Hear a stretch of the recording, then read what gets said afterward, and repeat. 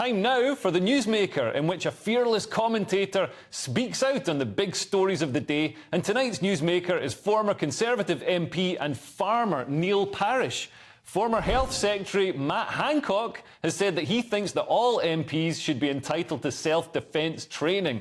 Unfortunately, it hasn't just been insects in the jungle that he's had to fight off, but people on the underground. So Neil, thanks for joining the show. Yes, hi Leo, great pleasure. And with an increase in hostility towards politicians, should they be given self-defence training?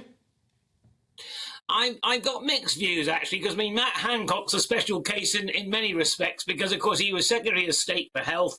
We had all the vaccine rollout. And, of course, with some people, this was very controversial. So I think he had extra pressure and extra trouble because of it. So I think it's up to MPs to decide whether they would like it. It's probably quite good to be able to offer it. But in the end, we do need to be able to be protected as well. And also, we do, as MPs, you do want to be able to go out and see your constituents and do your day-to-day work. Now, I represented a rural seat in, Tiverton, Honiton, down in Devon, and to be honest with you, never really had any trouble. But I think there are times, and I think when Secretaries of State particularly retire, especially when they've been controversial and dealing with controversial subjects, then they probably do need greater protection.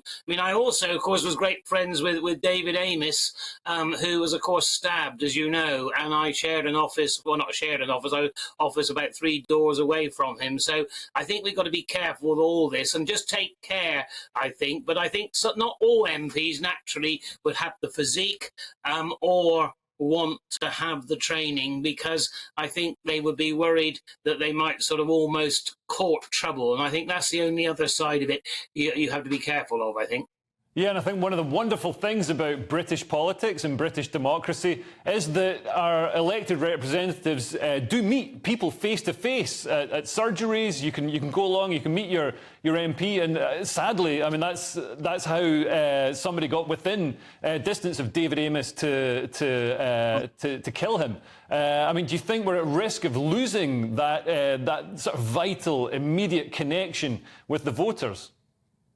Yes, I think we've got to be careful, Leo, not to overreact to a few people who have been extra aggressive, and I think they've been dealt with quite rightly. And because I think we still need to, as politicians, I used to go to farmers' markets, all sorts of things. You'd get out of your car, you'd wander around, you could see everybody, and that's what you need to be able to do. Because if we are sort of kept away from people, when you've got a constituency-based system like we have in the UK, which I think is a very good system, you need to be seen not only in Parliament, but you need to be seen out in your own area.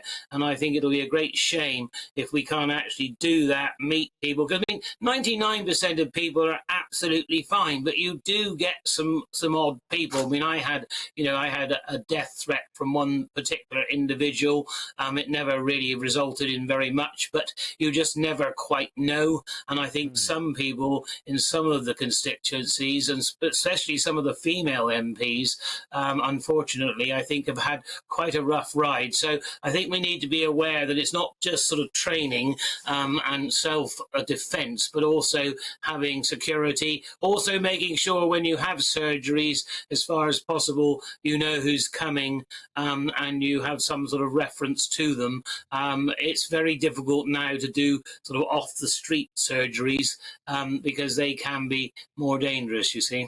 Yeah, and we need to attract a higher calibre of people into politics. Present company excluded, of course, but politics can be a tough job. Compared to a lot of industries that people come from, I think Sajid Javid took a 98% pay cut to become a politician. So it's underpaid compared to some industries, and you get all this opprobrium, death threats, and all the rest of it, which sadly spill over into real life sometimes. Do you think this could be putting good candidates off taking a career in politics?